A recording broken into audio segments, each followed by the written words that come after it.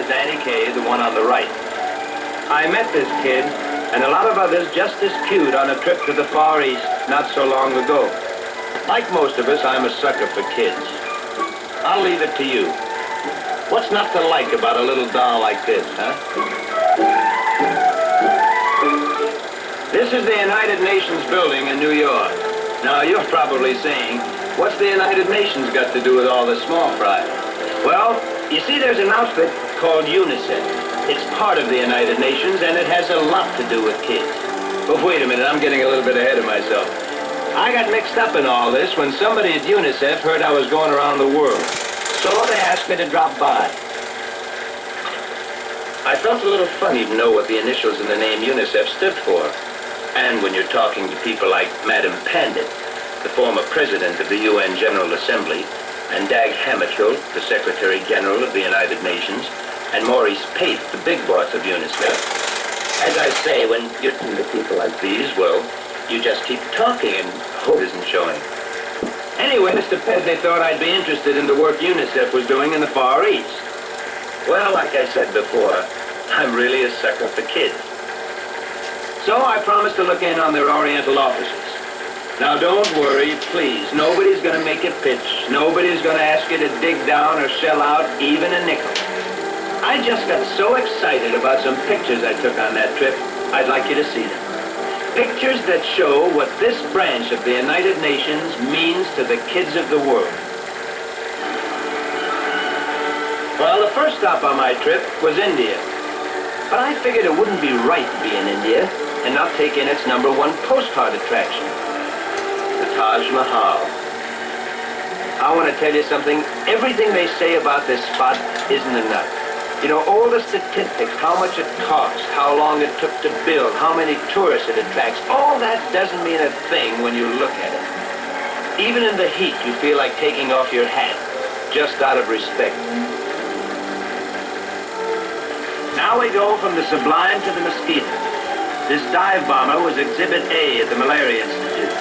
Here, Indian scientists were busy with the research that'll one day wipe out the deadly mosquito and the disease it spreads. Another way they have to whip malaria is with DDT. So DDT plants equipped by UNICEF are built by local labor using local machinery and very local methods.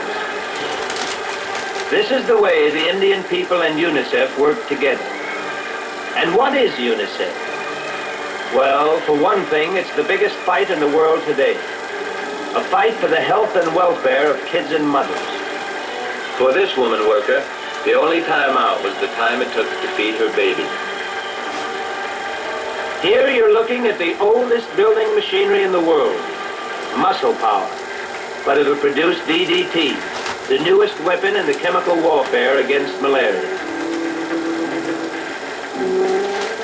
That's a slow way to slice a steel girder, isn't it? It sure is. But it was their project, and with UNICEF's help, they were doing something about it their way.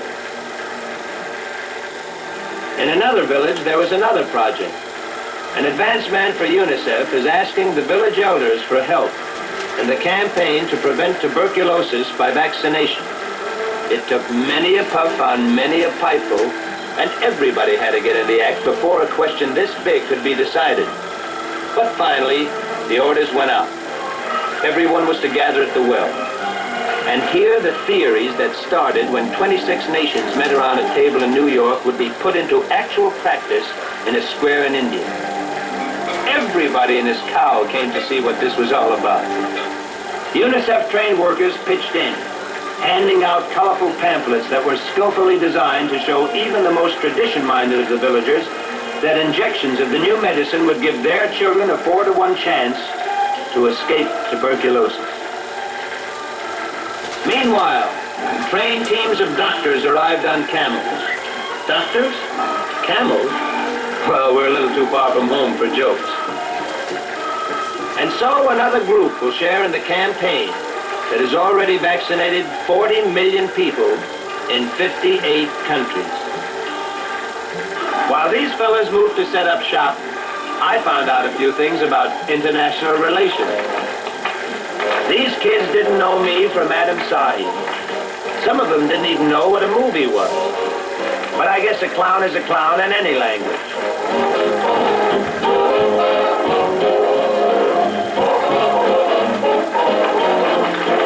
And the best applause I ever got were the long lines waiting to be inoculated. Every kid added to that line was a heartwarming reward for my lucky ability to make funny faces. Without these shots, many of the babies in this line would die before they were 5 years old. But for 1 nickel, 5 cents, the cost of 1 shot of BCG vaccine, these kids are getting an 80% chance to live. And even this small cost will eventually be taken over by the Indian government. So UNICEF money can form new units to work in new places. In Indians like this one, mothers usually stay right with their children. It makes it a lot easier on the kids when you come to think of it. Keeps their spirits way high. There's a gesture they use all over the East. Clasped hands and a bowed head. It means thank you. And every mama makes sure that even the little ones mind their manners. Smiles were at a premium, and no wonder. Malaria, malnutrition, tuberculosis, name it, and you could find it here. So if you got a smile, you were that much ahead of the game. And if not, well, that's the unaccountable East.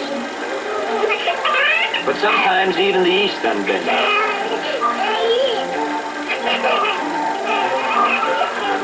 And always they remember to say, thank you.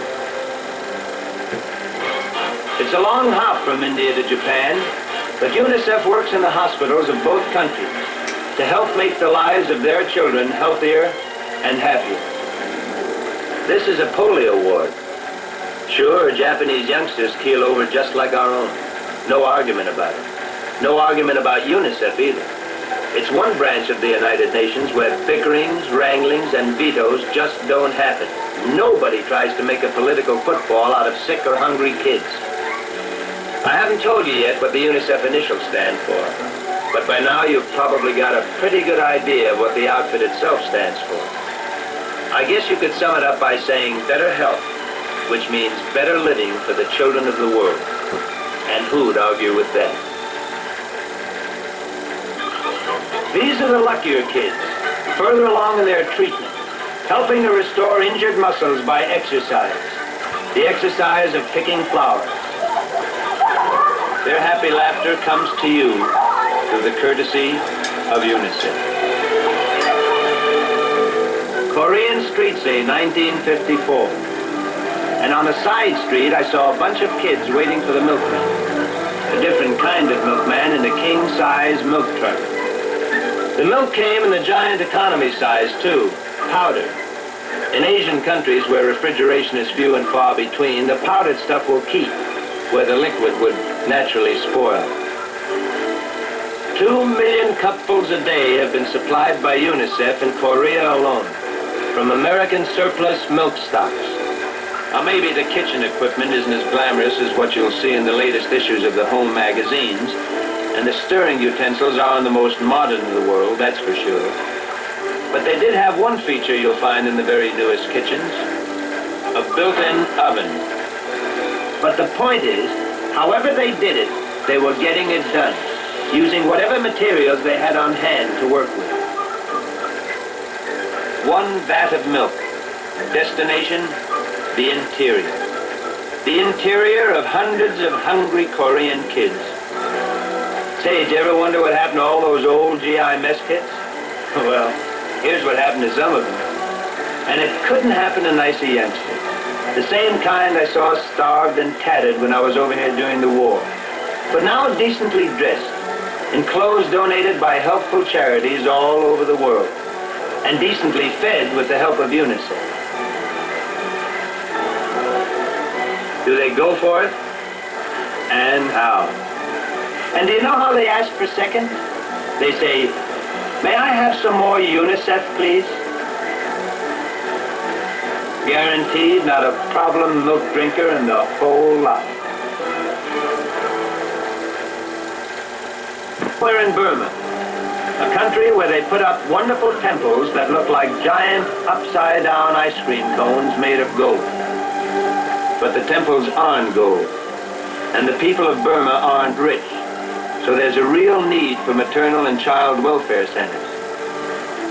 The mobile unit here is typical of UNICEF equipment in 45 countries, and the boss lady of the outfit? She was a doll. These centers specialize in clearing away fog, the fog of superstition and ignorance. Once they're enrolled, these mothers-to-be listen with eyes and ears, taking in every word of instruction and self-care, learning the simple, all-important facts of diet and nutrition from health workers trained by the World Health Organization. Now, to us, blood tests are routine. So sometimes we forget that the results of such a test, or the taking of a blood pressure, can mean the difference between a healthy baby and a sickly one. Here